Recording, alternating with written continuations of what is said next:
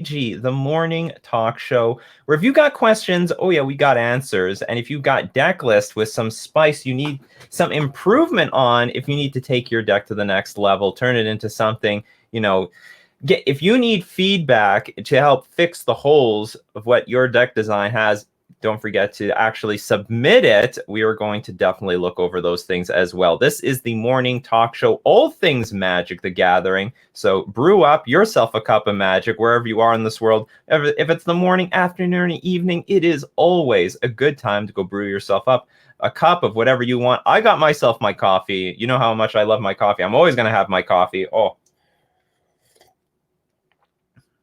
And with that, I better take another sip of it and let us enjoy the next hour or so of Coffee and MTG. We have Satomane here. Good morning. Good morning, hot chocolate.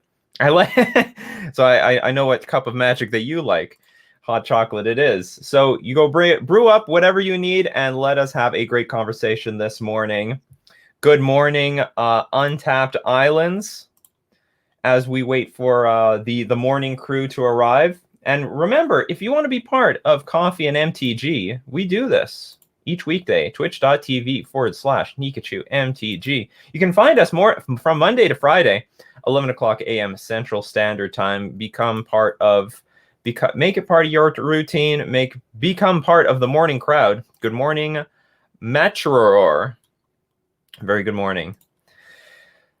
So what is going on in the Magic world right now? I don't know if there's anything earth-shattering. I think a lot of people are actually moving to Historic, so which means maybe I should be moving to Historic. I'm hearing a lot of hype over Historic. I don't know if that is like the format to play right now, but I'm hearing a lot of buzz. Everyone's asking me, Nikachu, is Collected Company good in Historic Merfolk? I don't know. I would think so. Collected Company is like, a staple in many creature-based decks, even if they're not combo-based. All right, even if they don't have a combo to pull off with this thing. Yeah, I mean, this was just a standard value card. So I actually have really high hopes that Collected Company would do something for the Simic Merfolk deck in Historic, but only time will tell to see if it actually does anything. I would most definitely try to take an aggro approach. I have some idea of what the metagame is. There's like a Bogles deck, unfortunately. What's it called? Core Spirit Dancer was printed into Historic and actually had to some really good effect. Now there's an Auras deck basically in Historic. In addition to that, there's still Field of the Dead, so it sounds like we need some way of breaking through a million zombies or kill them before they get the zombie plan going on, because Field of the Dead will basically clog up the board with a lot of zombies. Is Collected Company the card that we need in the Simic Merfolk deck? I would like to think so, but I guess I just have to try to find out myself.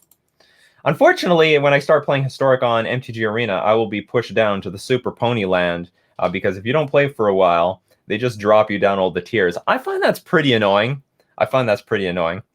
Yeah, Monday, Historic Rejoice. That might end up being what happens to me. Gibby420 says, Historic is dead to me. I haven't been having fun with it since Amonkhet Remasters and Jumpstart, honestly. Well, that's not too long ago.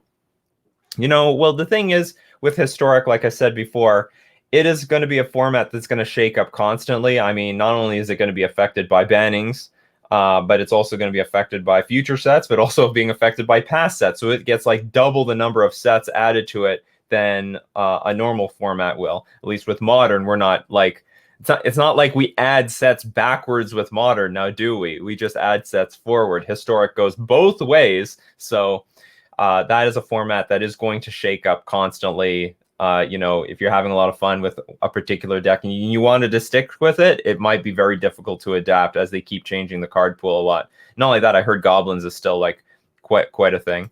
So P. Diddy says, in love with that Coco, in love with Collected Company. And by the way, I mean, I'm a huge fan of Collected Company, especially in Merfolk. And I would imagine if I'm not playing with Ether Vial that I'm going to like this card even more in Historic, to be able to dig through my deck for two creatures, maybe two particular creatures that I need. It's not exactly a tutor, but it's a semi-tutor. But even being able to like refill the board after a board wipe, I think is very valuable with Collected Company. And like, imagine what you can do. You can find lords. You could find Swift Warden. Maybe find Kamena, Tyrant of Araska, which can be made unblockable to get in the final points of damage in a very late portion of the game. I think Collected Company, in theory, it sounds like a really good addition, but you have to practice basically. Everything is theory, but playtesting is real. Yo, what's up, Tempo Mage? Coco without any mana dorks. Yeah, that's correct. I would play no mana dorks unless I might play that. What's it called? I don't think this is available in Historic because it doesn't go back far enough. But there was the Kiora's Follower. It's 2 mana. You can tap it to untap target permanent. So you can untap your creatures, but you can also untap your lands. So I might play something like that in Simic. It's possible. Not in love with the card, but it's possible. But I wouldn't play any mana dork. So just go land drop, Collected Company. Better Otter, not sure if it's good enough. Good morning, Thomas. Lord Magicus had to watch an ad. Oh no. Low tiers are quick to run through anyways. Yes, but crushing the low tiers may seem fun, but at the same time, I would like to get to like the real tiers to get, let's play against the real competition. That's sort of what's more important to me when I'm playing competitive Magic. So I get a better idea what my deck needs to do at those levels. And if anyone followed me when I was playing Historic a few months ago, my deck radically changed from when I started playing Historic to in the beginning at the lower tiers to where I finished off when I was I can't remember if I actually made it to Diamond or I was just 2 games off from Diamond. But the deck did have to change significantly when I started getting, facing very serious heavy pressure against really competent players and strong decks. So Coco has been good in Spirits too, so that's some good news. We can also play Giganta in Spirits now. Oh, interesting. Yes, that's correct. Tempo Mage says, I like Thieves Guild Enforcer in Historic, but is it unplayable in Modern because of Dredge? I doubt it's just Dredge. So this is a card I believe puts cards in the opponent's graveyard. The problem with Thieves Guild Enforcer, flash whenever Thieves Guild Enforcer or another rogue enters the battlefield under your control.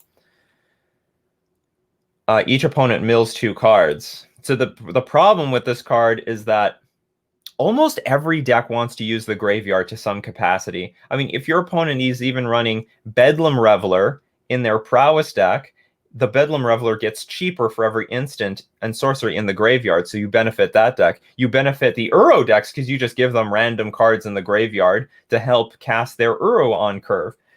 You can benefit Death Shadow because you help them cast their Gurmag Angler by filling up their graveyard. So almost every single deck in Modern uses the graveyard to some capacity. So that's the problem with Thieves Guild Enforcer. That being said, I still think the card looks sort of good.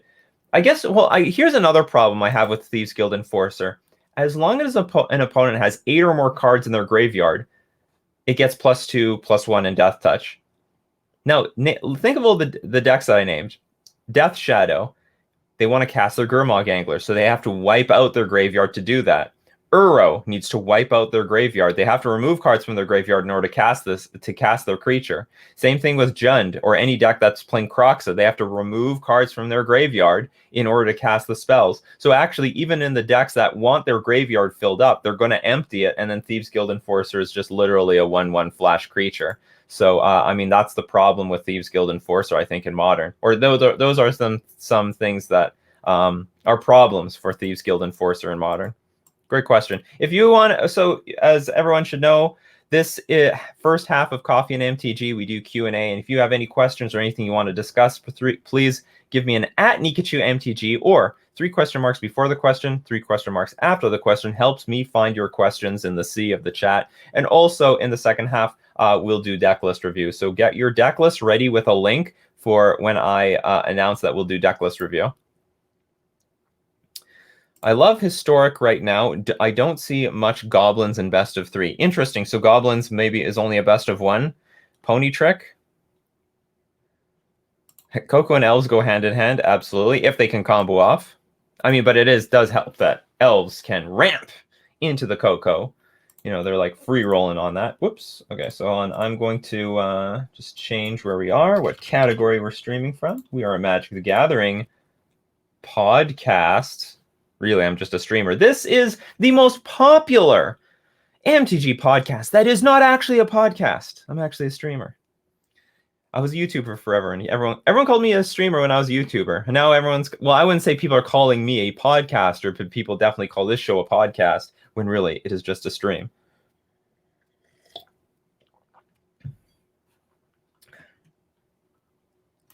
Hey, Nikachu, what do you think about Simic Merfolk in this metagame? Is it enough? I would say it's enough, but I don't know if it's optimal. So that's why today I'm going to try out the blue-white Lurrus deck. I'm not going to lie. I don't really like my matchups. I'm not liking my chances against Prowess or Burn or Red-Green Ponza. I really don't like my chances, and I might as well. I like my chances against everything outside of that, but if anyone just watched my top 10 video, like, you got to be prepared for Burn and Prowess and Red-Green Ponza. They are hands down the single most popular decks in the format right now.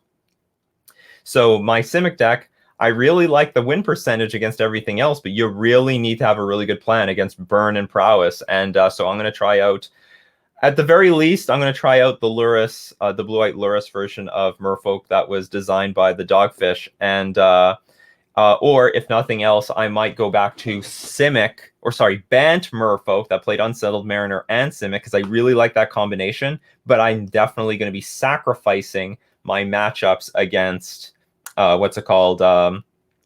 be sacrificing serious percentage points against Red-Green Ponza, because I'm like praying that they don't play Blood Moon or Magus of the Moon, basically, at that point. Tuxev says, I think Coco is good for Merfolk, but better for not Merfolk. Yes, I can totally agree with that. Cody Hope 5-0 to League with 5-color elementals this Tuesday. I flipped when I recognized the name. Oh yeah, Cody Hope's doing really big work with elementals in Modern. He's doing great stuff. Definitely an underrated deck, and he's showing that it has some serious power in that format. Can I Trickster the Tropical Storm that will hit us tomorrow? I don't know. I don't have as much experience using Merfolk Trickster on a Tropical Storm. Good morning, Niels Nielsen. It's a good thing that Arkham's Astrolabe punishes Wasteland/Blood Moon in Legacy. Wasteland makes non-games. That's interesting. You're the first person, Hot Chocolate, to give me that opinion. A lot of other people, and maybe this has to do with culture, and I don't think people talk enough about how much culture determines what is allowed in a format, because Legacy started off as a Wasteland format, and that was just the culture of the format, that we are allowed to blow up people's lands with Wasteland and Blood Moon. And now people are very upset that those cards aren't working anymore. And as I've been playing, it seems like the only Wasteland deck might be the Delver deck now, and a lot of decks that used to utilize Wasteland are actually moving away from it. I swear there was Wasteland in, like, some copies of Wasteland and Stoneblade, and the recent Stoneblade lists I've been seeing have none, because why are you going to be playing, like there's no point anymore. So some people, like, as we see, Wasteland is necessary. Wasteland only makes non-games if you're a mole suck or you're greedy. Legacy is great. Wasteland is one of the healthiest cards printed. That is very interesting. And let's say this. Let's talk a little bit about Wasteland. So Wasteland is a card, I guess, with a little bit of debate. I'm going to find the classic picture. Let's get classic Wasteland on here. Okay, classic picture, maybe not classic card. Wasteland! Tap, add a colorless mana, or you can sacrifice Wasteland, destroy target non-basic land.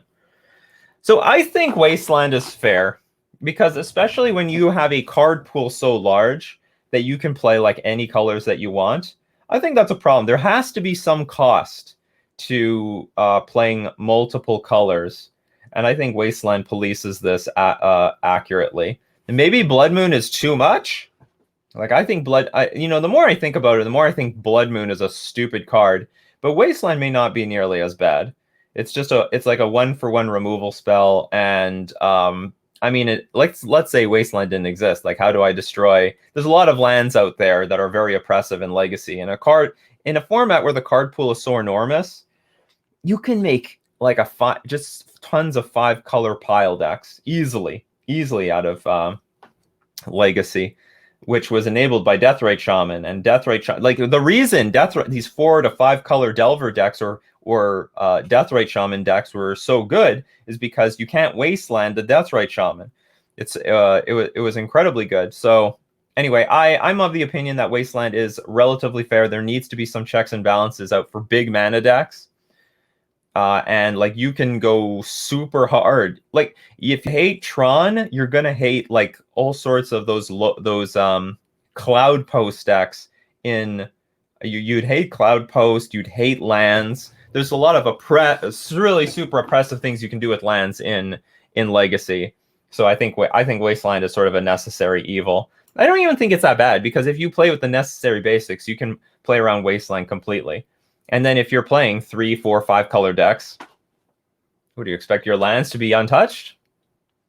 Blood Moon is a good sideboard card to punish lands. The only issues in Legacy are Vial and Labe. Vial is a really big issue. I feel like Vial... I don't know how I feel about Vial. I am a little bit more comfortable with Vial. I personally am way more comfortable with Vial than other people are. Look, I'm a blue mage, and I understand, the counter spells are getting hammered further and further and further. But, how do I put it? I have nothing against Veil of Summer in the grand scheme of things. I barely play with the card, even in Simic Merfolk and Modern. I just recently started to adopt it, and I don't even like it that much.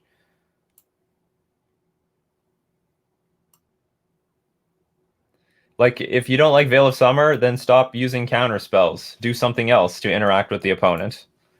A Blood Moon is bad for business. A $10 card that shuts down $60 lands. The issue is that it invalidates discard. Well, time your discard better.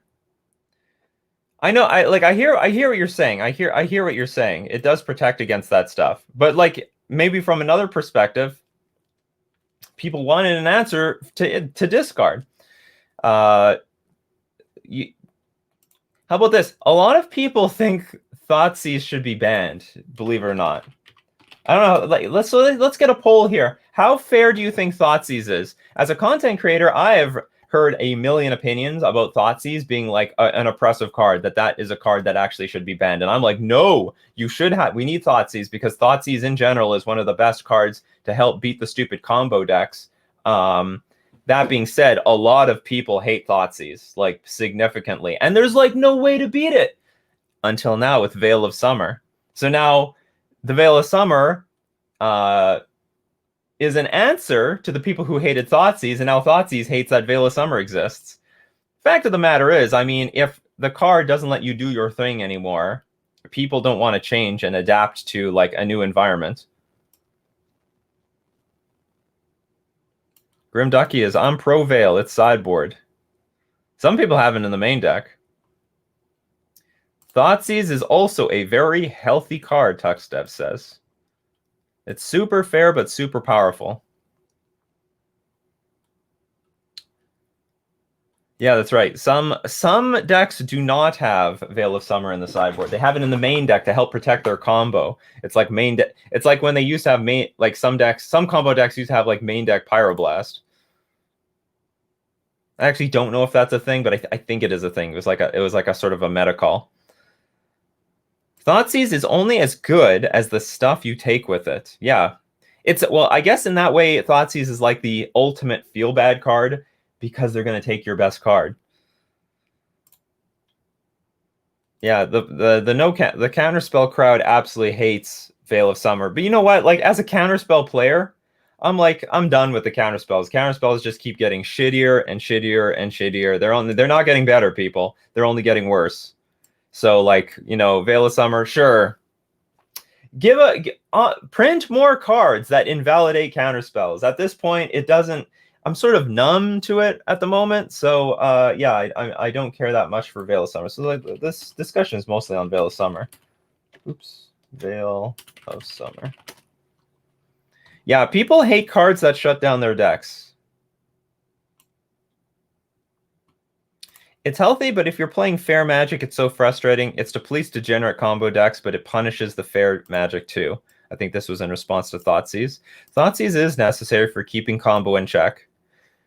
If an opponent counters your discard with Vial, that seems like a win for you. Oh, it's a huge win. Well, it's a huge... Well, no, it's not a win for you because they gained a card. You lost a card, they gained a card. Now, they might be down a tempo if they had something else to do on turn 1. But in general, if you like try to Thoughtseize someone and they Veil of Summer it, you both lost a card, but then they drew a card, so they're up 1. So that's not what you want, and they still have protected their best cards. I don't understand people who don't like Veil of Summer. There are like 8 to 12 plus 0 mana counters in Modern/Legacy. The only tool to fight Veil before that was a Vial and a Cavern. So like Veil of Summer is... Well, here's...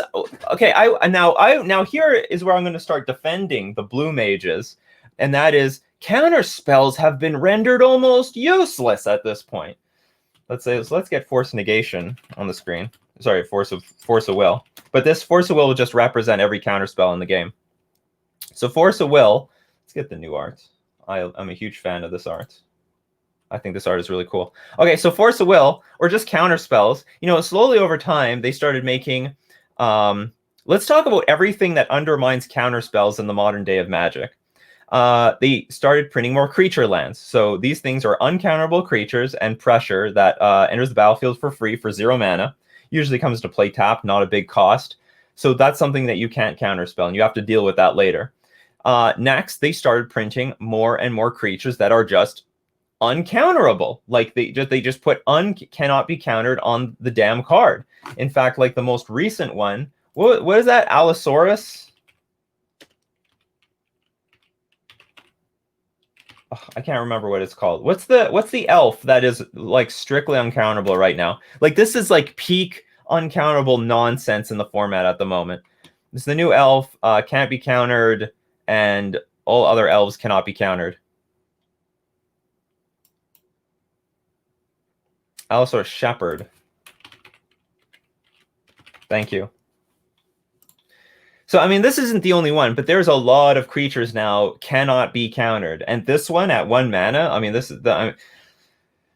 I mean, it probably wouldn't have been countered, period, even if it was played on turn 1. But anyway, there are now more and more cards that just say counter spells don't do anything. They just don't do anything. So that is another card that has been created. That's another class of card, which over time, they keep printing more. This isn't like a special ability. They keep putting on creatures cannot be countered over and over and over again.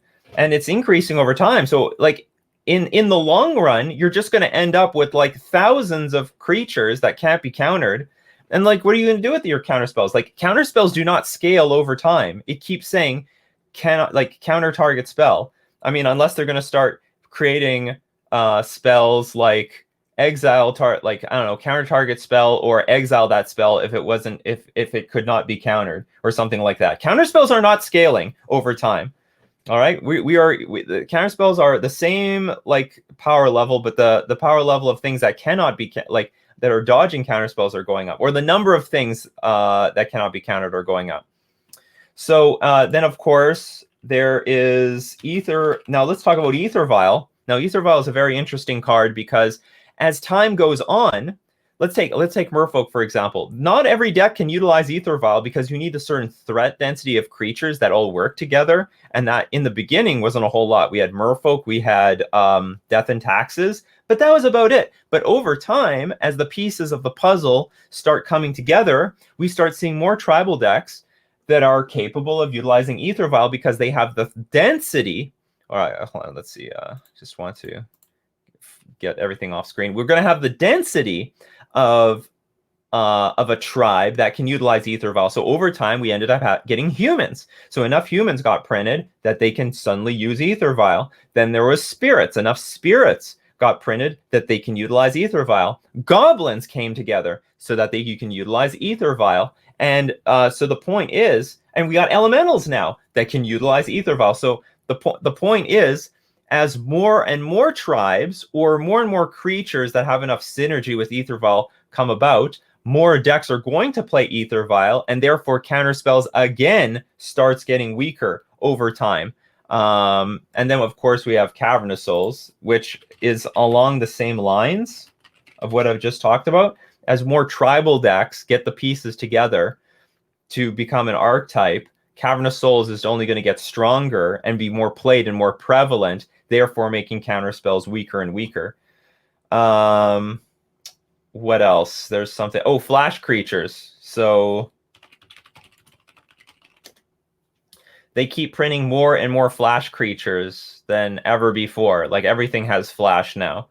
And that undermines counterspell significantly because ideally you're trying to counter something on your opponent's turn, and then after it's countered, you untap your mana and you're free to do whatever you want. Whereas with their more and more flash creatures, they're all being played on your turn, and then if you want to counter it, you're tapped out, and the person who just played that flash creature is going to be in an advantaged position when they untap for their turn.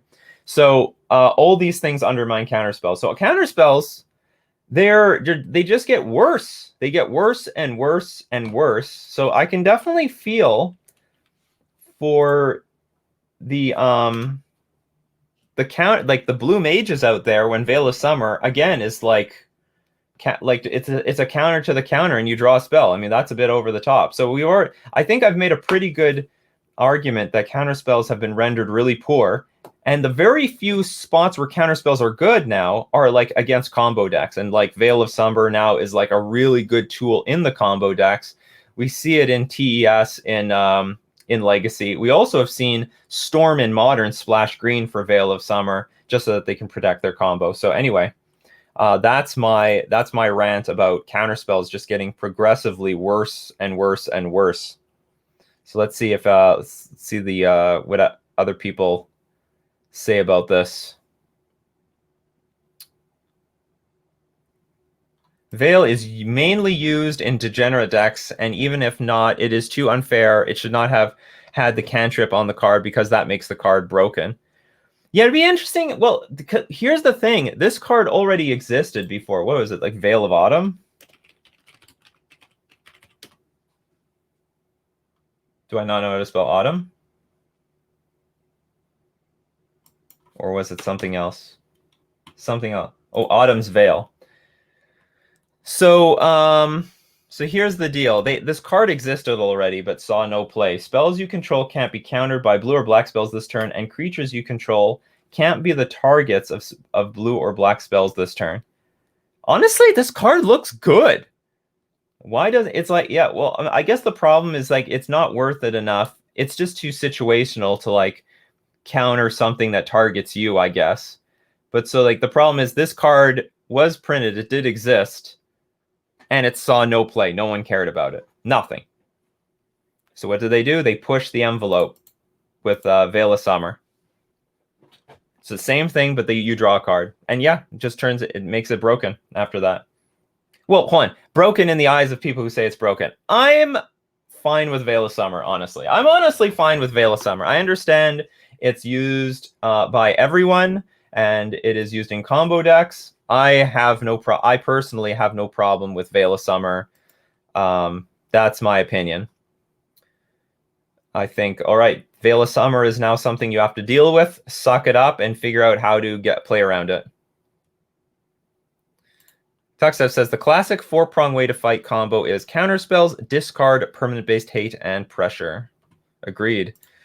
I noticed your opinion on banning Manamorphos. It would seem that is the wrong card to ban, as it hurts every version of Blitz and it greatly nerfs Storm. I would say that Stormwing Entity is the right card to ban, as it just attacks one version of Blitz to reduce the overall meta share of Blitz while not hurting the other decks or versions of Blitz. Any thoughts? So first off, I'm not exactly calling out the banning of Manamorphos, but I'm sort of speaking on behalf of the community when people say they want to see it banned. Like, Manamorphos has been in banning discussions before, especially when Storm was getting up there in terms of power level and strength, because everyone hates Storm. But there has been enough hate against the Storm deck printed that it's not really in discussion anymore. But now we've got old versions of Prowess that come up. But here's the thing. I don't think your solution works. Let's say you ban Izzet Prowess. Then everyone who played Izzet Prowess would just play the other versions of Prowess. So nothing changes. Honestly, it's not like you're gonna take out one version of Splinter Twin and then they're all gonna disappear from Splinter Twin. They'll just play the Splinter Twin variant that's like the most popular at the moment. So you can when you deal with an archetype, you got to deal with the soul of it. And either you're gonna ban like Monastery Swiftspear, or you can ban something that really enables it, like something like Manamorphos. Or I don't know. Some people have suggested Lava Dart, and I find that's an annoying. I don't know if that's ban worthy, because this is very specific to this card is very specific to the prowess deck. Whereas with Manamorphos, this has historically been a problem. Like this has definitely come up many times in my other combo decks. So I'm just saying, but Manamorphos never, like, people put it in the discussion, but it was sort of silly because it just wasn't in enough decks to really say that it was worthy of being banned. However, now prowess is such a huge chunk of the metagame, and I think it's going to get worse from here. That Manamorphos, I think, is going to be in banning discussions in the very close future, unless people can pinpoint another card that they think should be axed from the prowess deck. And you know what? Soulscar Mage, Swiftspear might be in the discussion. Curious to know what everyone thinks about this. I agree with most of your thoughts about how counterspells have been devalued. However, Mystical Dispute, Aether Gust, Lofty Denial are decent examples of playable counterspells. Aether Gust isn't really a counterspell, but I see what you mean. And maybe that's just the direction people have to take. However, I will still put it, like, I don't think Lofty Denial is good. Like, it doesn't see play in Modern. And in time, because the only thing that makes Lofty Denial playable in Pioneer is that the card pool isn't large enough that it's getting their counter spells aren't being undermined. Like there's, like I said, not as many flash creatures, no Aether Vial, no Cavernous Souls, and also not as many creature lands. So that is why counter spells are still playable there. But as the card pool gets larger and they keep printing and more cards that cannot be countered, have flash, are creature lands, enter the Pioneer card pool, Lofty Denial will become useless. Completely useless. Force of Will is only a good card versus degenerate nonsense. Maverick cares not if you Force of Will a Stoneforge Mystic or Green Sun Zenith. If you're playing a fair deck, then you'd be happy Force is being played because it's good for you. Yeah, it's a 2-for-1. Force now is just a necessary evil in Legacy to deal with them. Yeah, Aether Gust might be like design space for the counterspell mages that they have to further push. And it sees play, like it sees good play. And one thing that helps is that it deals not only with cards that are in their hand, but also permanents on the battlefield.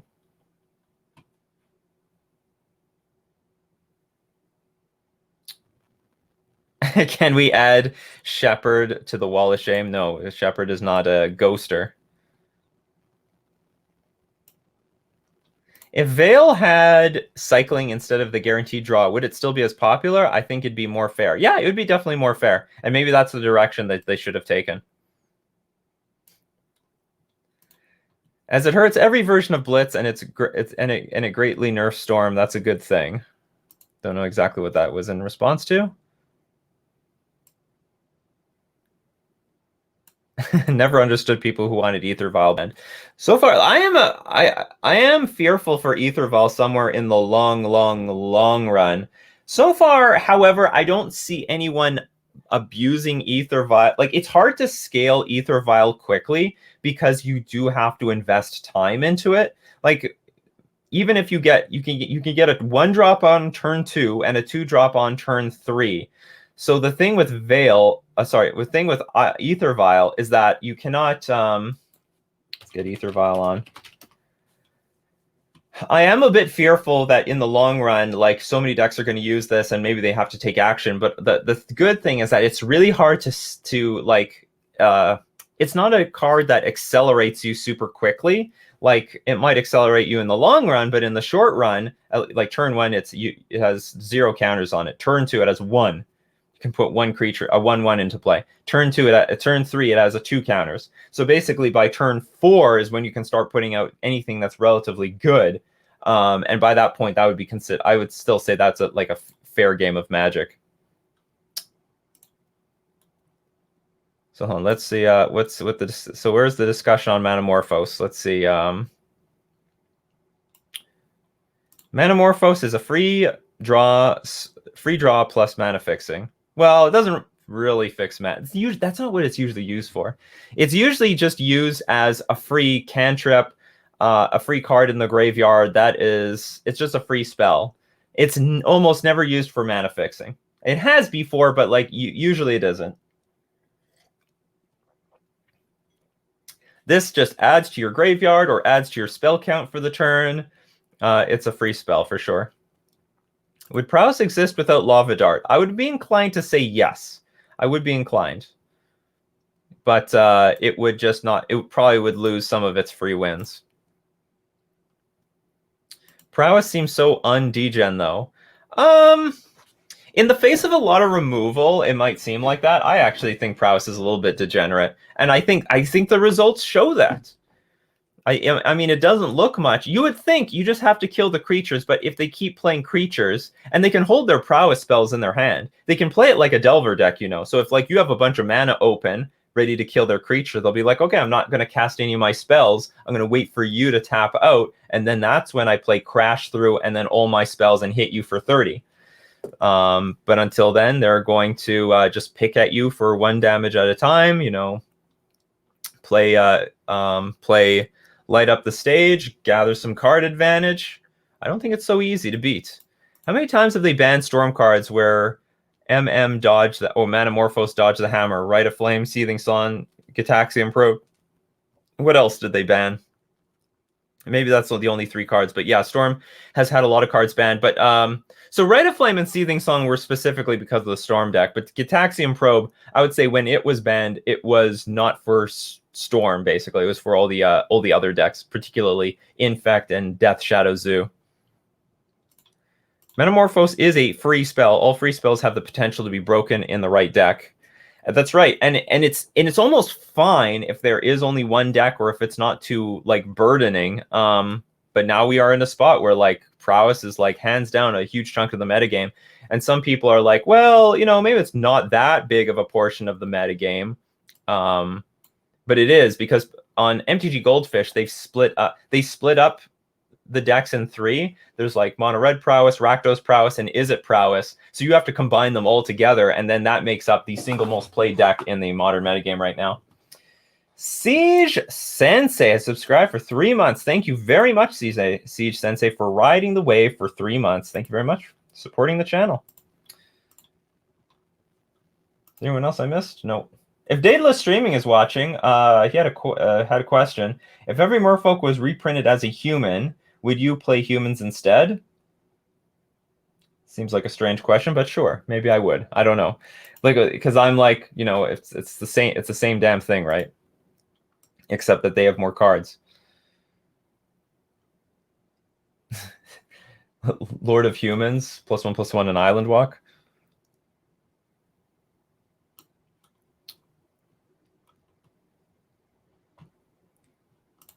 Desmashen says Aethergust is a good example about how blue magic changed from counter to strong instant disruption. I agree.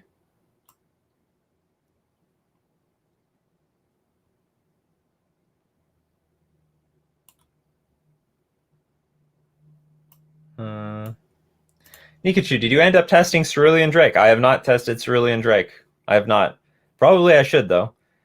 It probably still suffers from like crash through, but like whatever. It's better than nothing. I miss Aetherling.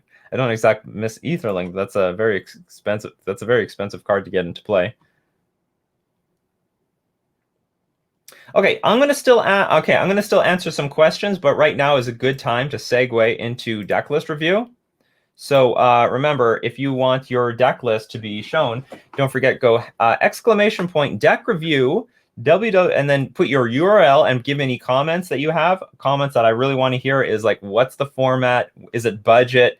What decks do you need help against? If you feel like you're having trouble against some particular archetype, that's feedback that I could use in order to help give you the proper feedback, and also the community to give proper feedback. Oh, so is there a BNR announcement for Historic on Monday? I thought they dropped those. I thought they just like instantly give us the announcement now.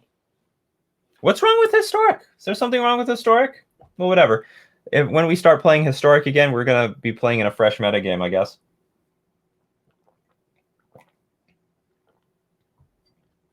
Nikachu is bad. We've also found that Merfolk is getting too good, so for the sake of competitive balance, Nikachu is banned. So, okay, so I will continue to answer some questions around here. As someone who may have bought into Storm recently, I wholeheartedly disagree with a Morphos ban. And you're in the same position as, what's it called? Mardu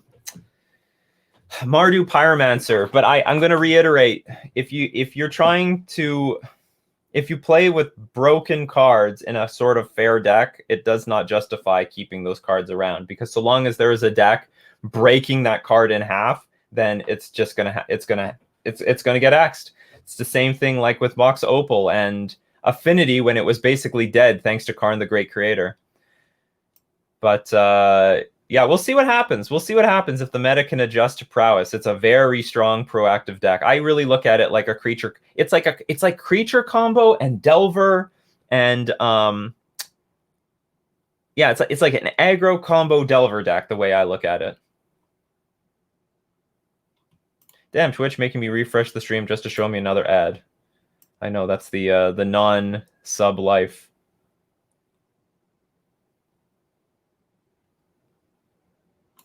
Free spells are broken always. All right. I think enough people have submitted deck lists. There's still time to submit deck lists, so you will be chosen at random. So first deck list is by Skirtis's Nines. Deck list has been chosen. First draft at semi-budget Fun Flyers in Modern. Trying to do something a little different. The one that is obviously missing is Brazen Borrower. That is okay. All right, let's look at Fun Flyers in Modern. Oh my god, this is going to be Spirits minus Spirits, because it's going to be mostly it's going to be whoops, where's the banners? Get out of here. Get my Coffee and MTG back. Okay, so yeah, let's look at Flyers. We have Spectral Sailor, Selfless Spirit, Skycat Sovereign, Volt Scourge. I was not seeing that one coming. Watcher of the Spheres. Creature spells with flying you cast cost 1 less to cast, and whenever another creature with flying enters the battlefield under your control, Watcher of the Spheres get +1/+1 until end of turn. Empyrean Eagle. Hanged Executioner. When enters the battlefield, create a 1/1 white spirit creature token with flying. Kefnet the Mindful, and Spell Queller. Okay, well, okay, so you have Empyrean Eagle. That's good. That's a good thing. Is there not another Lord for Flyers? Oh, there might not. It might have been that enchantment. Is there not another Lord for Flyers? See if I can find it off camera. +1/+1 creatures with flying. I might be thinking of Favorable Winds, but that's an enchantment. That's a no-go. That's not good enough.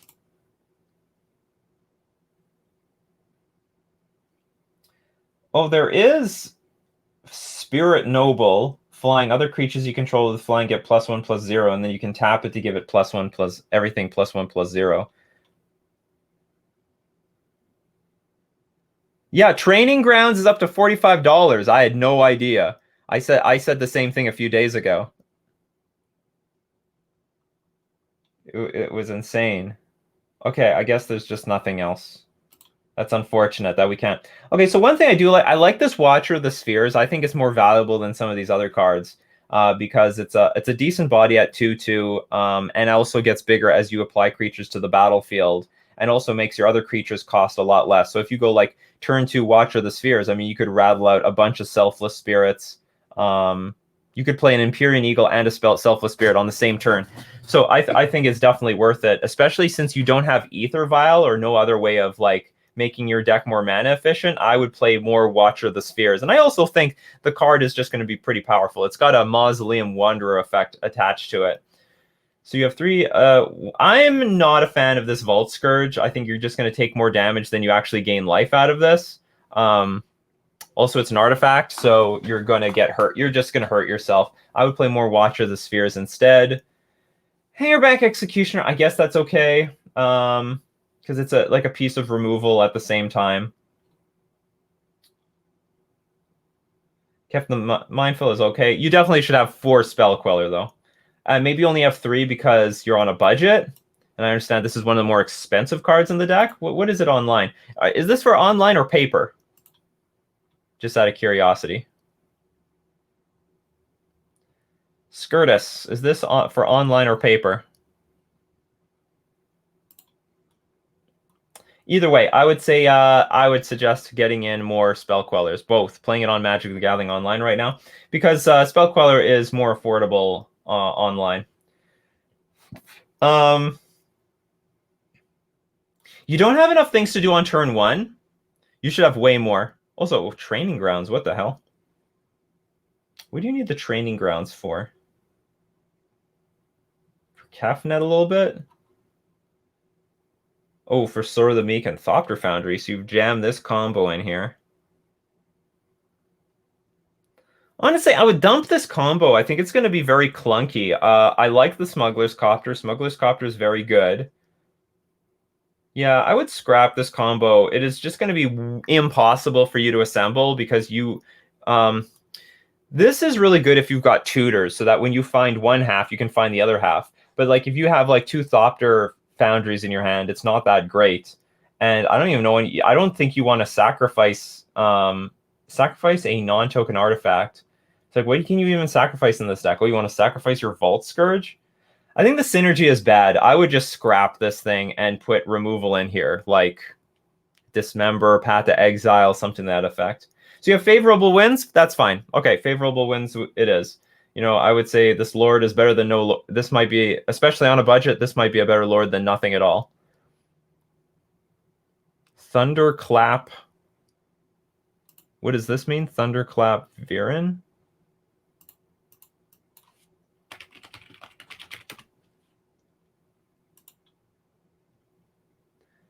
Flash, flying other creatures you control with flying, get +1/+1. Not bad, not bad. You know what? Maybe we could jam this. I might approve of that. Expensive, but lords matter. Like lords do matter. Maybe it's better than favorable wins because you're not even. How many lands you have? Oh, you have 20 lands. That's so short. You play with way too few lands. Okay, so something that I want to do is we're gonna scrap some of this stuff. The Training Grounds, Sword of the Meek, Thopter Foundry. You need more lands in this deck. You don't have nearly enough lands for even... You're not even going to play your stuff on turn 3 on average because you're not going to get the lands for it. Go up to 23 lands. So I would say get rid of Sword of the Meek, Thopter Foundry. You can't find these things. Get rid of the Training Grounds. There's just not enough... Oh, okay, you want it... How much synergy does it have in this deck? Cat Sovereign... Create a 1/1 cat bird creature token with flying.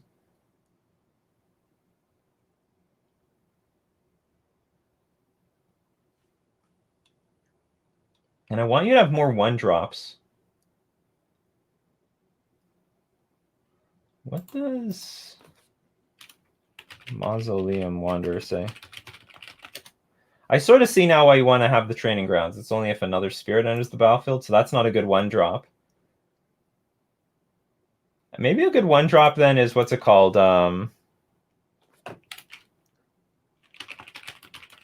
Siren Storm Tamer. It's a flyer. Sacrifice it to protect your creatures.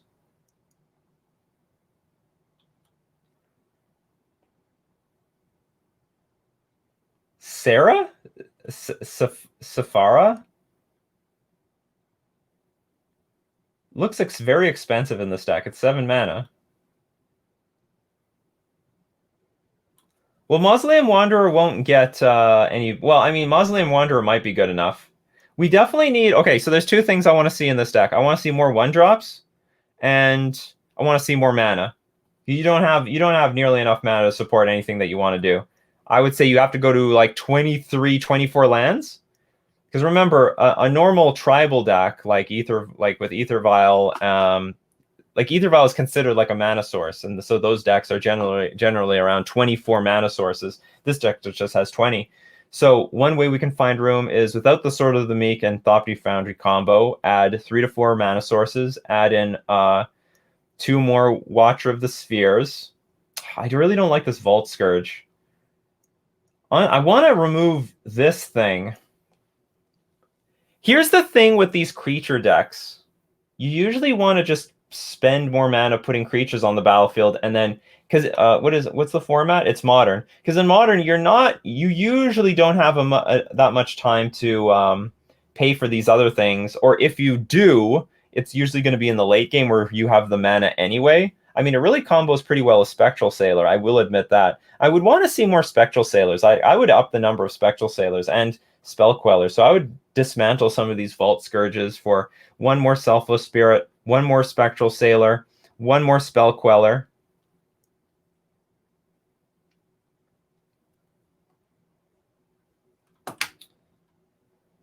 What is Rally the Wings? Well, Rally the Wings, that's like the instant, right? Okay, I don't know about Training Grounds. You have a lot. I would have to see how it works. Maybe it's amazing. Maybe it's amazing. I can see the appeal because later in the game you can draw 2 cards with Spectral Sailor, and the investment isn't large. It's like you have it as a 2-of in your deck, and so I'll back off from Training Grounds. I'll back off from Training Grounds. So my suggestions are cut Sword of the Meek and Thopter Foundry. You do not have any damn way of assembling this combo, and I don't even think it's worth it in this deck. 3 lands, add 3 lands with these 2 cards. Add a Queller, add a Selfless Spirit, scrap the Vault Scourges, and add 2 more Watcher of the Spheres, 1 more Spectral Sailor, and then with that last card, I don't know, make another Hanged Executioner or something, or even maybe another Kefnet is not the worst. I'm not in love with Kefnet in a format that's like really heavy on what's called hand disruption. But now looking at your meta base, Flooded Strand, Hollow Fountain, Island, Moorland Haunt, 3 Plains, Seacrum Coast, everything is fine. I will live with that. Path to Exile, Ether Gust, Damping Sphere, Core. Oh yeah, Core Firewalker is great. Mark of Asylum, prevent all non-combat damage that will be dealt to creatures you control. You can do better than this, I think. I don't know, maybe it's good. Maybe it's good against Burn. Who knows? I've never actually seen this card in play. Maybe it's good. Maybe it's good. Rest in Peace is fine, and Akira is fine. So anyway, those are... I'm going to back off from Training Grounds. Maybe this has some potential. You have a lot of activated abilities. You know, there's a lot with what's it called? Skycat Sovereign, Spectral Sailor looks really appealing. Honestly, pay 2 mana, draw a card every turn. There's a lot of decks that'll just straight up lose to that. Just straight up just get dumpster fire, like dumped on. Kefnet looks appealing, and the Hanged Executioner. Maybe you want to have another Hanged Executioner as like a removal spell in the deck. Those are my suggestions. Thank you very much for submitting the deck. Pretty cool stuff. So good luck with that, Skirtus. All right, so we keep the deck reviews going.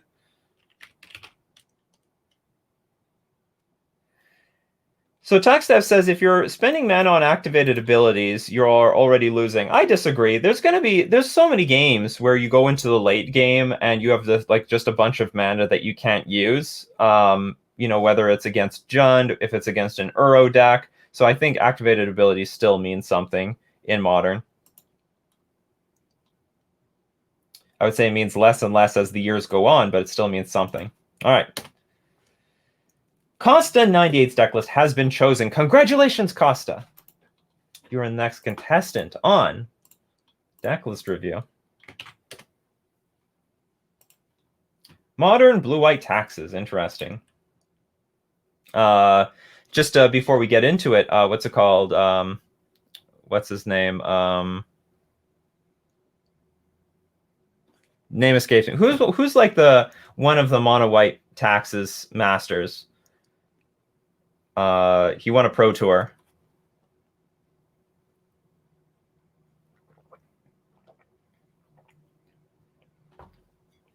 Not Vince. He did not win the pro tour.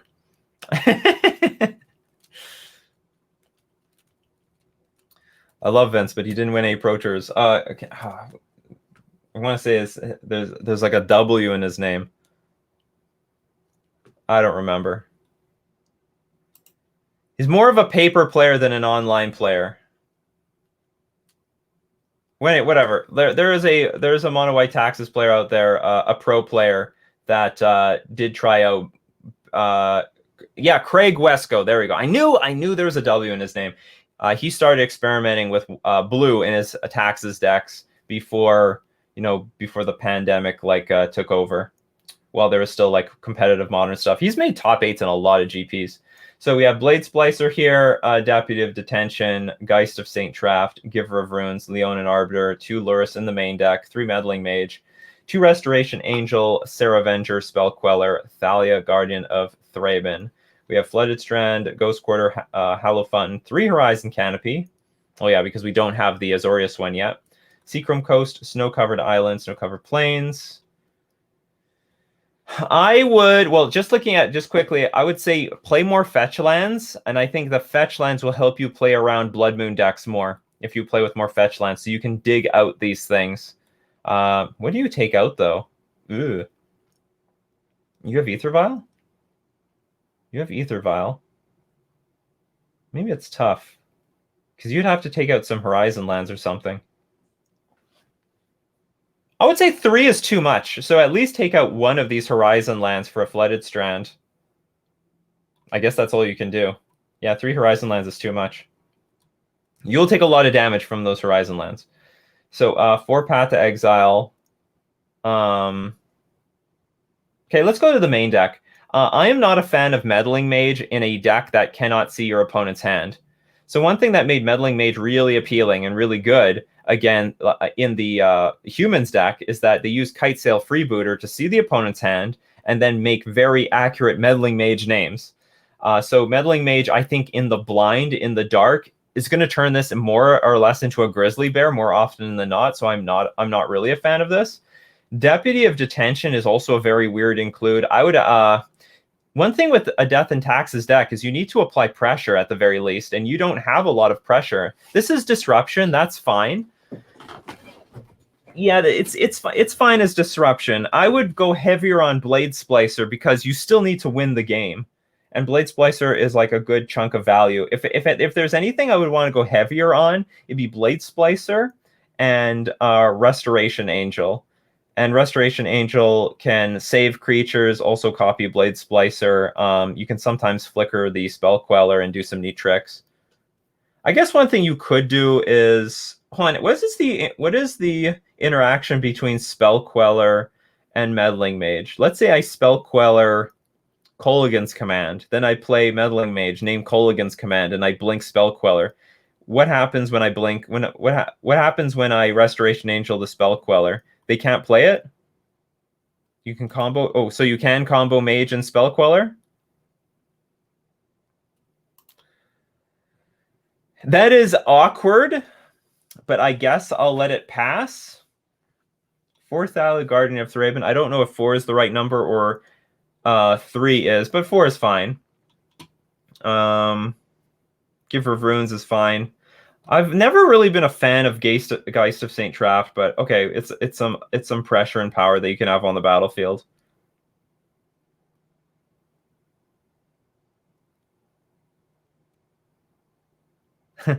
Ty-T says, "Where's Flicker Wisp?" Yeah, where is Flicker Wisp? There's no Flicker Wisp here. But that would take it in a different direction. I don't mind Meddling Mage in the sideboard because there are certain combo decks where dead certain like the whole game is played around that combo, or in the right matchup, you can play you play the Meddling Mage. So your issue is playing against control. You have your largest problems are against control. Well, in that case, you still want stuff like Blades. So you need pressure. Because this is way too disruptive. Like, Control doesn't care about this card. Okay, you take it. They'll kill it. And then it comes back.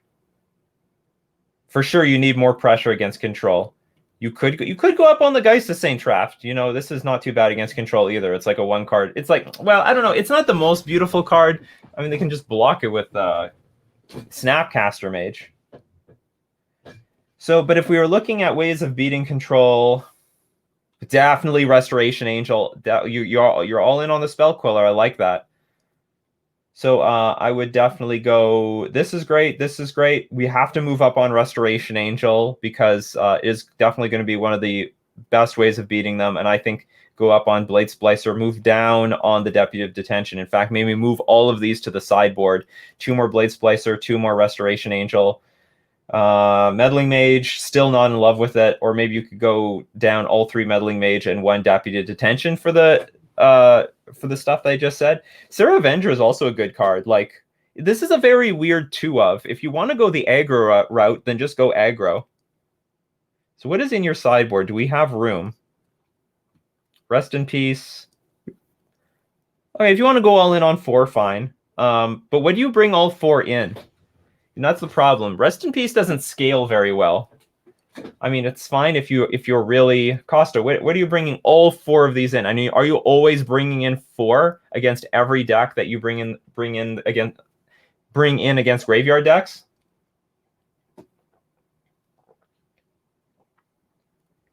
It's an unusual choice to have 4 Rest in Peace in the sideboard, but you don't have any other like graveyard hate, so I can sort of see why. The thing is, if you play with like 2 relics, 2 Rest in Peace, at least the relic can be used or recycled for another card if you already have a Rest in Peace in play. I might consider going to 3, but you know what? I don't hate 4 if you want to go super aggressive. Often only a couple. All 4 are just for dredge or all in graveyard decks. Maybe there is another card that you could play against those great all in graveyard decks. That is also good against other decks, because so you just sort of answered a really important like sideboard concept. If you're bringing in 2 Rest in Peace against all the graveyard decks, then maybe you should only be playing 2 Rest in Peace. Then you should find another 2 cards that interact with dredge, but also interact with other decks. So some people are recommending like Containment Priest. That's a possibility, although I don't know if that's the best card against dredge, because they can just kill it in response to their triggers. That spirit that sacrifices to exile the grave. Oh yeah, that's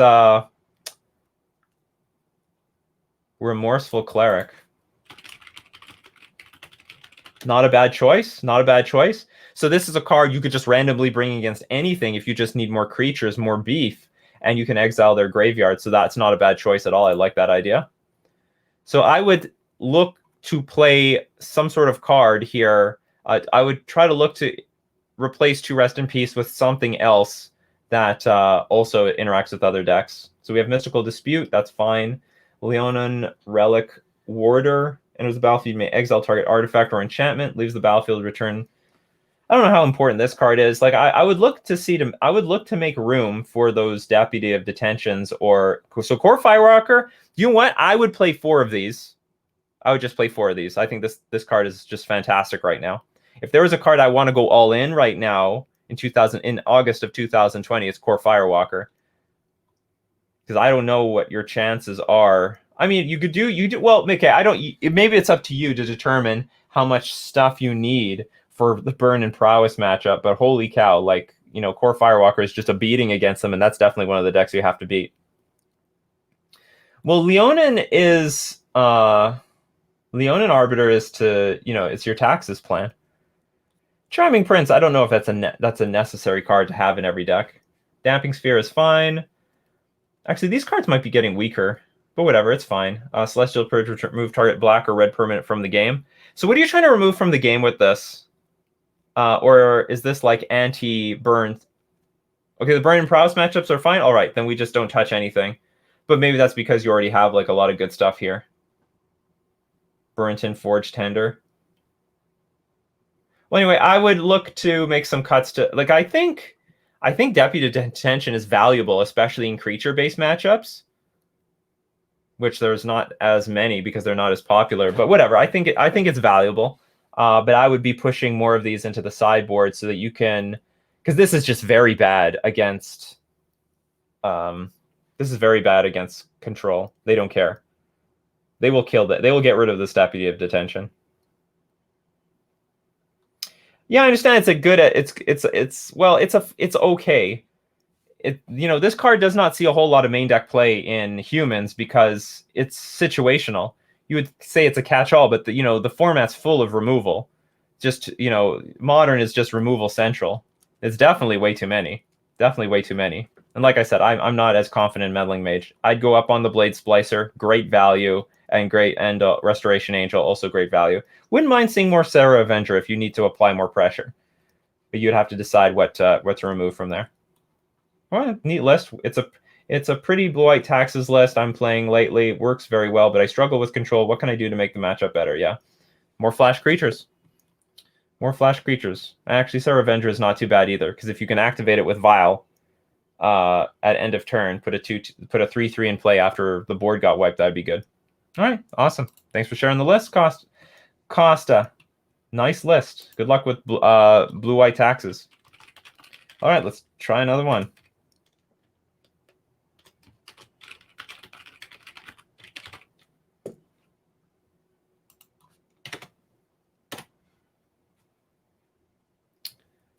Tempo Mage. This list has been chosen. The Thing. So are you back, Tempo Mage? I think you're lucky, Tempo Mage. I think you get selected often. So I think this is the new and improved mono blue Delver deck. So if anyone saw, Coffee and MTG yesterday, I guess this is the sequel. Is this the sequel, Tempo Mage? Okay, Delver of Secrets, Terramander. Another budget tempo deck. All right, Thing in the Ice. Well, this is a strong card. I love Thing in the Ice. And Vendilion Click. So Ancestral Vision. Oh, you can probably play more of these. If you're playing 2, you might as well play more. I started thinking about this in Merfolk when it started getting really harsh attrition based. Opt, Repeal, Serum Visions, Spell Pierce, Spell Snare, 3 Vapor Snag, 4 Deprive, 1 Logic Knot, 2 Mana Leak, 1 Castle Vantress, 2 Mystic Sanctuary, 16 Islands. 2 Tormod's Crypt, 4 Ceremonious Rejection, 1 Relic, 4 Ether Gust, 4 Mystical Dispute. Just looking at it, I think this deck looks good. I think the deck looks good. I think the numbers are relative. I would prefer to play more Ancestral Vision, but maybe you just don't have the room for it. And in these Delver deck, well, I mean, okay, I will have a little bit of discussion about this. I don't like 1-ofs in a deck that can't use the graveyard. Like if you had Snapcaster Mage, I can get behind 1-ofs in a Snapcaster Mage deck. Okay, hold on. Maybe I'm a little bit wrong here. You have 1-ofs, but you have a lot of card draw as well. I'm also fine with that as well. Between Ancestral Vision, Ops, Serum Visions, you know what? You have a little bit better chance of digging to these types of cards. So again, is it better to have Terramander? This still seems like a Thought Scour deck. Yeah, they're kind of packages. I get it. It still seems like a Thought Scour. I imagine Terramander is a lot better in a Thought Scour deck because you get to put more of those cards in your graveyard. I mean, it's not card selection though, but maybe it's not the impact isn't big enough. 26 spells. I don't know if that's a lot or too few in a deck like this. I'm just thinking out loud, but I would scrap the Nimble Obstructionist and the Vendilion Click to just play more instants and sorceries, like 2 more Ancestral Visions and maybe a Thought Scour or something like that. And then you lean off of these 12 creatures. Maybe not necessary. I don't know. Somehow because this is very dependent on spells. This is very dependent on spells, and this is very dependent on spells. So you want spells. TD doesn't seem as good when it's countering on counters to flip.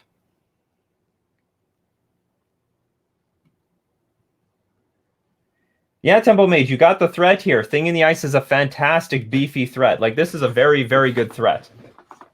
So between Thing in the Ice, I think you have 12 solid threats here. These are 12 solid threats. All 12 of these. So like only like in theory, just one of these would win the game, I think, for the most part. Just to let you know, because I know anybody you don't know is submitting the list over and over again. You only get, if you submit twice, it replaces your last submission, so it doesn't increase your chances of getting chosen. So once it's submitted, it's the only thing that you could do is that you could replace your last deck submission with a new one. So it replaces your last one. Just letting you know how it works around here. So anyway, truth be told, hold on, let's look at the sideboard again. Truth be told, I like the list. I actually have nothing against this. I actually think for the most part it's clean. If you aren't choked on spells, keep it as it is. You know, honestly, there's nothing wrong with Vendilion Click or Nimble Obstructionist. I think the list is very clean. I don't mind the numbers at all. I like it a lot. Maybe Repeal might be more mana hungry than I would like it to be. It could have been like a last Vapor Snag. I don't know. So that's something you'd have to play test. But for the most part. Oh, you didn't submit it properly? Okay, that's fine. That's okay. It's all good. So I don't really have any. I think the deck is built very well. It would just come down to play testing to see if all the numbers are correct. If you do have enough creatures, or if you don't. So yeah, thanks for submitting the list. I think this is a clean list. Tempo Mage, let us know how it works. You haven't played it in Modern yet, planning what deck to get started with. Dive in with something. This is very cheap. You got super, but how much is this? $15. Not a bad way to get into Modern. All right, good luck with the list. Nice stuff. So there wasn't a lot of feedback for that one. So let's go. Let's do another.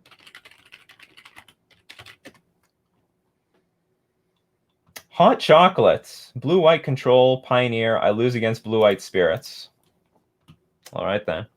Let's see what's going on here.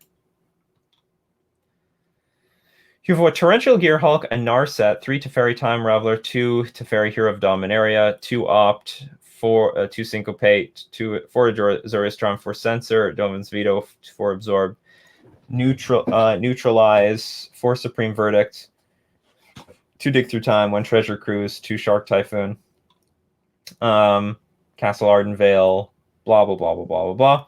Tormod's Crypt, 2 Pithing Needle, Dovin's Veto, Sealed Away, Ashiok, Mystic, Settle the Wreckage, and Dream Trawler. Okay, so here's one problem. Spirits is going to be like your worst nightmare because they've got creatures at what is going on here? Oh, I'm looking. Sorry about that, everyone. I was looking on the wrong browser. Blue-Eye Control. I'll go over it again. Gearhulk. Narset. Teferi. Hero of Dominaria Teferi. 2 Opt. 2 Syncopate. 4 Azorius Charm. 4 Censor. Dovin's Veto. 4 Absorb. Neutralize. Supreme Verdict. 2 Dig Through Time. 1 Treasure Cruise. 2 Shark Typhoon. Tormod's Crypt. Pithing Needle. Dovin's Veto. Sealed Away. Ashiok. 3 Mystical Dispute. 2 Sell the Wreckage. Dream Trawler. First question. Hot Chocolate, if you are around, how do you sideboard? That'd be my first question. What is your sideboard plan for the Spirits matchup?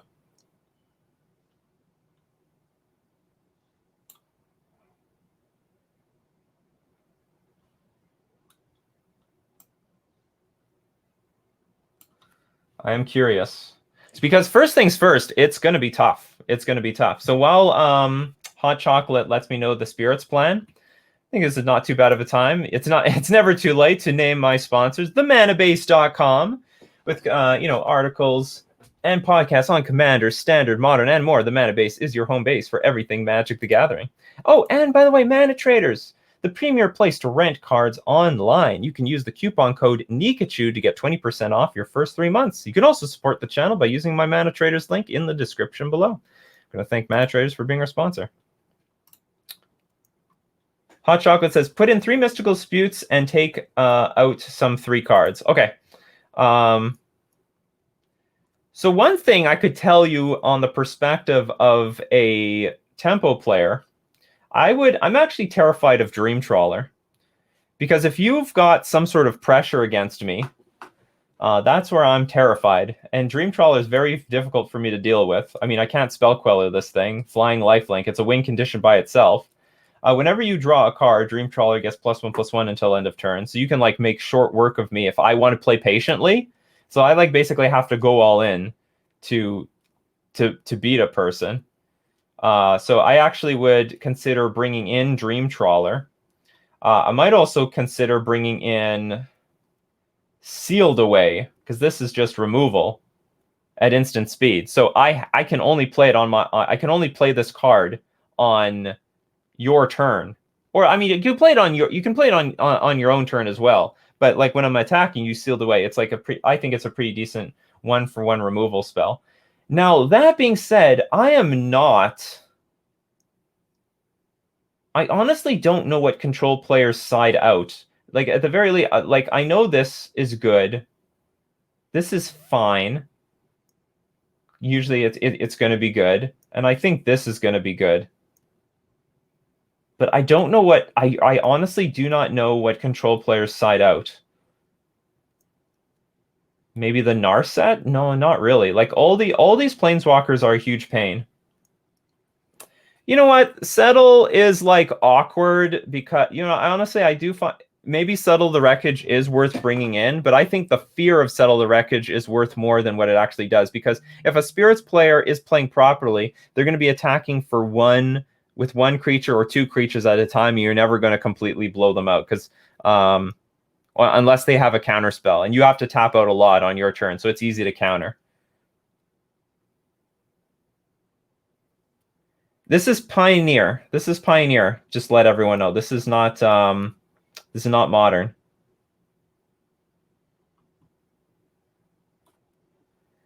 The question, what to take out? I don't know what to take out. Maybe some of the counter spells, some of the this is sort of a stupid counter spell. I find that my opponent is like cycling Azorius Charm more often than anything else. But it doesn't seem that bad either. Maybe the Censor is bad, because this is literally just cycling. Dovin's Veto, I don't know. Maybe Absorb is bad. Like, this is clunky. These are clunky counter spells, and make no mistake, they've got Mausoleum Wanderer, remember? So you have to be more mana efficient with what you do. I use Censor to counter 3 mana spells. Normally, people tap out. Well, they shouldn't. And if they tap out, you should be taking advantage of it with, like, you shouldn't be, like, losing as much, because you should deal with them with Supreme Verdict. Okay, if you want to keep Censor, keep Censor. Take out Absorb. Absorb is not that good. How about this? Okay, here's the thing. Let's talk about why Spirits is good. Flash speed creatures and counter spells. That means your counter spells are not so good. You need to be playing more to the board. That's your plan. That's the plan to beat a deck like this. You have to be playing to the board. You're not playing what's in their hand, you're playing to the board. So you have to take out cards that are playing to their hand and play more to the board, in my opinion. So I would be looking to take out the Absorb. I'd be looking to take out the Censor, or even the Syncopate. Now, I don't mind that you're upgrading these counter spells to better ones, like Mystical Dispute, where you are paying 1 mana, which plays around Mausoleum Wanderer, or like plays around their own counter spells to a degree. I think it is worth having a 1 mana counter spell like this, but I would be playing more to the board with like Dream Trawler to Sealed Away. What else plays to the board? Target player puts top 4 cards. Probably don't need this. So definitely like, and maybe Settle the Wreckage is good.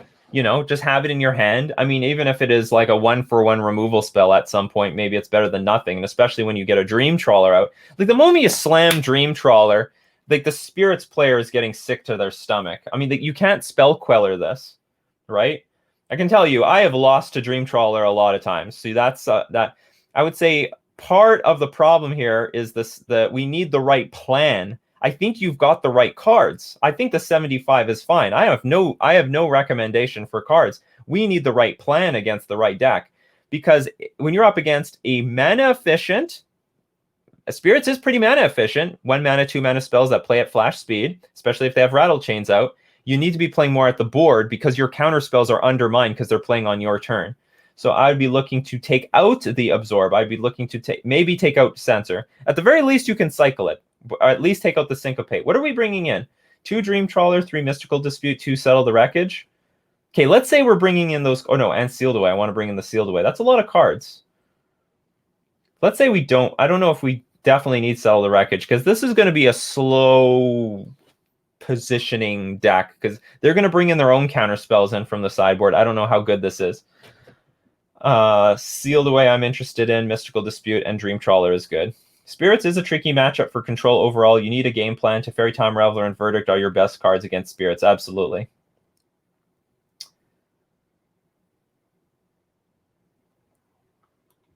So I know you want to feed Delve, but I don't know if these... I don't even know if... Well, you know, the Delve cards are still good. So Shark... Okay, Shark Typhoon, I don't mind. This is a cycling card that adds to the board. I'm trying to tell you, you got to play to the board here. Your plan is playing to the board. I know you want to dig for this stuff, but that's not playing to the board. While you're paying 4 mana for Dig Through Time, they're attacking you. If you got a hand full of Treasure Cruise and Dig Through Time, and Neutralize, scrap this card as well, they're taking advantage of you because they are playing to the board. You're not playing to the board. That's why I'm saying the plan needs to change. Your plan needs to be, because they are playing to the board. You're sort of dirtling around. So I don't know if I want to take out Dig Through Time, because I like that this is instant speed. Treasure Cruise might be a liability, maybe. I don't. Let's see what we can take out. 2 Neutralize, 100%, too expensive. Absorb, 100%, way too expensive. So that gives us 6 cards. Maybe 2 Syncopate, also very expensive, very hard to play, forces you to tap out on your turn. So that gives us, what, 8 cards? So we can bring in 2 Dream Trawler, almost everything. You know, we want to bring in Sealed Away, the Mystical Dispute, Settle the Wreckage, and Dream Trawler. So it looks like we could probably just get rid of the worst counter spells and bring in the better counter spells, and then we need, like, 1 more card. I don't mind Gear Hulk. Again, plays to the board, but unfortunately is very clunky and it can't block anything. I don't mind any of the counter. These Planeswalkers are all great. We're not moving them. So I would take out, maybe you just bring in 2 Mystical Dispute. Or maybe you just bring in 1 Settle the Wreckage. I don't know the right numbers. I tell you, as a Spirits player, I never cared about Settle the Wreckage that much, because we got our own counter spells. You have to tap out on your turn, or I can play around it by just chipping away a little bit by little bit. But I don't remember. Maybe now you can, because if you have like a Teferi Time Reveler on the battlefield, you are so much more powerful with that card. So what else do we have? So we made some... Oh, Dovin's Veto. Take out Dovin's Veto. Boom. We found it. Well, Spirits is a bad matchup, so let's make the best out of a bad matchup. And what I'm gathering here is we didn't have the right plan. So Dig Through Time, Treasure Cruise, we're going to keep them. We're just going to get rid of all these bad reactive cards. So Neutralize, Absorb, Dovin's Veto, and the Syncopates. That's 6, 7, 8, 9 cards. And you can bring in the cards that play more to the board. Seal Away, Settle the Wreckage, Dream Trawler, and really Mystical Dispute is just an upgrade to the really bad counterspells that we already had in the main deck, in my opinion. Pithing Needle. I wonder if Pithing Needle has any value. Just like naming Selfless Spirit isn't that bad, but whatever, it's not necessary. You still seal away the you can seal away the Selfless Spirit, and then after that, Verdict the next turn if you need to. I think that was the most valuable advice I gave all day. I think that was the most valuable advice I was able to give all day, because that is a huge, big shift, I think, in the way that you're going to think about this matchup, Hot Chocolate. And I think you got the tools. I think you got them here. They're just sitting here on the sideboard. I can tell you, as a Spirits player, the moment you slam Dream Trawler, I'm like, Flying Lifelink, like it blocks the creatures. It's got lifelink, so it's even harder to get through the damn thing. And what is it? You can discard a card. It gains hexproof until end of turn. It's like impossible to deal with this thing. It's just like and then what ends up happening is you've got so many bombs that I can't beat. You know, like Teferi Hero of Dominaria is like a must answer card, or I'm dead. And same thing with like Teferi Time Reveler. So you got to be careful. Like, and by the way, I would make sure that the coast is clear when you play Dream Trawler, because they'll definitely have their own mystical disputes. But the point is, once Dream Trawler is on the battlefield, it's over. But I think that was the most valuable advice I gave all day. I think you got the tools. I just think you got them here. They're just sitting here on the sideboard. I can tell you, as a Spirits player, the moment you slam Dream Trawler, I'm like, Flying Lifelink, like it blocks the creatures. It's got lifelink, so it's even harder to get through the damn thing. It's just like it's over. Well, if you have it for the aggro decks, you should also have it for the tempo decks. Same thing. You got to play to the board. Same thing. Same idea. So anyway, I hope that was valuable insight. I hope that helped, and that was great. So that is it for Coffee and MTG for today. And if you're watching live, we're going to go straight into streaming. We're going to play Blue-White Merfolk with Luris, the one that's been tearing up the metagame right now. So yeah, we're going to go right into that. But if you are watching on the replay, that is Coffee and MTG for today. If you learned something, you found something valuable, don't forget to give a like. Let me know what you thought was the most valuable insight that you took away from today's episode, or what you liked. And yeah, thank you very much, everyone, for watching and joining. This has been Nikachu Merfolk Master here for Coffee and MTG, and I will see you at the next cup. Take care. See you next time.